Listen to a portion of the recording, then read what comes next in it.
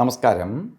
എല്ലാ NTV പ്രേക്ഷകർക്കും നിങ്ങളുടെ ഇന്ന് എന്ന പ്രോഗ്രാമിലേക്ക് സുസ്വാഗതം. ഇന്ന് 2025 ഓഗസ്റ്റ് മാസം 9-ാം തീയതി 1200-ാം ആണ്ട് കർക്കിടക മാസം 24-ാം തീയതി ശനിയാഴ്ച. ഇന്നത്തെ നക്ഷത്രം തിരുവോണ നക്ഷത്രമാണ്. തിരുവോണ നക്ഷത്രം ശരിക്കും പറഞ്ഞാൽ ശുഭനക്ഷത്രമാണ്. തിരുവോണം ശുഭനക്ഷത്രമാണ്. ഇന്ന് പൗർണമിയാണ്. വെളുത്ത വാവ് ദിവസമാണ്. വെളുത്ത വാവിന് ഒരു പ്രാധാന്യമുള്ളത് എന്ത് ഇരുട്ടിനെയും കുറയ്ക്കാനുള്ള ശക്തിയുണ്ട്. ഒന്ന് ശനിയാഴ്ചയൊക്കെ ആണെങ്കിൽ പോലും പൗർണമി ദിവസമായതുകൊണ്ടും ശുഭനക്ഷത്രമായതുകൊണ്ടും ഇന്ന് നമുക്ക് ശുഭകാര്യങ്ങൾക്ക് ഈ ദിവസം എടുക്കാം. കാരണം മാസത്തെ ഒരു ദിവസമേ ഉള്ളൂ പൗർണമി.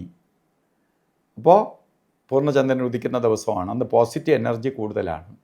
അപ്പോൾ നമുക്കിന്ന് ചെറിയ ചെറിയ തടസ്സങ്ങൾ ഉണ്ടാവും ശനിയുടേതായ എങ്കിൽ പോലും അതിനെല്ലാം ആ ഇരുട്ടിനെ മാറ്റി വെളിച്ചത്തെ പ്രദാനം ചെയ്യാനുള്ള ശക്തിയുണ്ട് പൗർണമിക്ക്.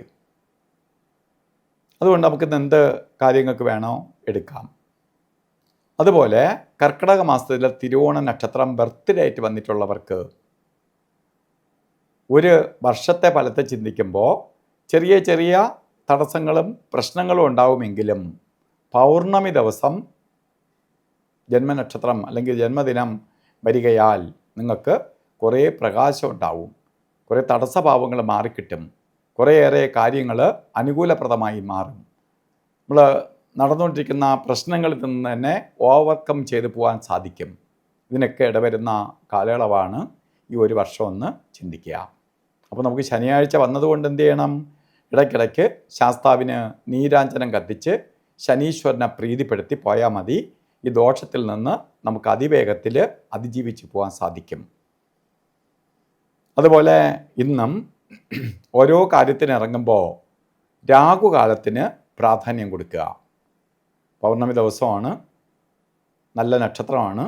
എങ്കിലും എന്തെങ്കിലും ശുഭകാര്യത്തിന് പോകുമ്പോൾ പൗർണമിക്ക് ആണ് എങ്കിലും രാഹുകാലത്തിന് പ്രാധാന്യം കൊടുക്കുക.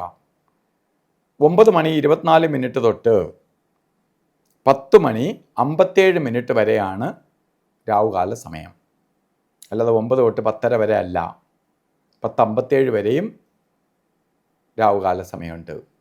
അതുപോലെ ഗുളികകാല സമയവും യമകണ്ഠകാല സമയവും 6:19 തൊട്ട് 7:51 വരെ ഗുളികനും, അതേപോലെ 2:03 തൊട്ട് 3:36 വരെ യമകണ്ഠകാല സമയവും.